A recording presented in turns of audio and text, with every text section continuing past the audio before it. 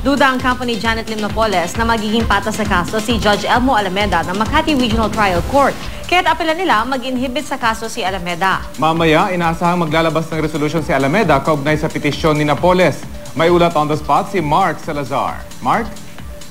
Rafi, Pia, yan nga yung inaabangan namin dito no, sa Makati RTC Branch 150 dahil mamayang hapon, yun naman ang sabi ng Clerk of Court, ay maglalabas ng desisyon o kung ano yung resolusyon ano ilalabas ni Judge Alameda tungkol dun sa motion to inhibit ng kampo ni Napoles.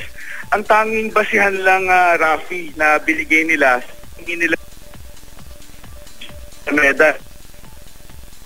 nila ay minadaling warrant of arrest na nilabas noon ng RTC Branch 150 laban nga kay Napoles at sa kapatid niya si Reynold Lim sa kasong serious illegal detention.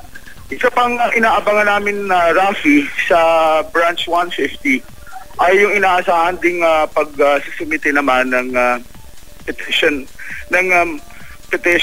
for bail ng kampo ni Napoles. Bagamat meron na rin silang pending case sa CA, yung certiorari nila na pinahihinto nila yung kaso.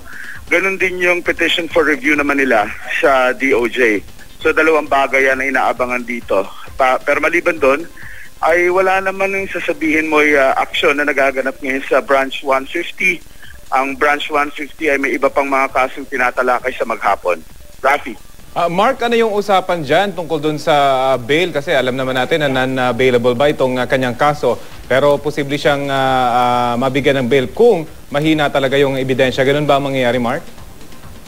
Actually, pinare-review nila yung probable cause kung at mapapatunayan halimbawa ng kampo ni Napoles na mahina yung pinanghahawakang ebidensya ng DOJ sa pagpa-file ng serious illegal detention, ay umaasa sila na bigyan ng recommended bail yung kaso.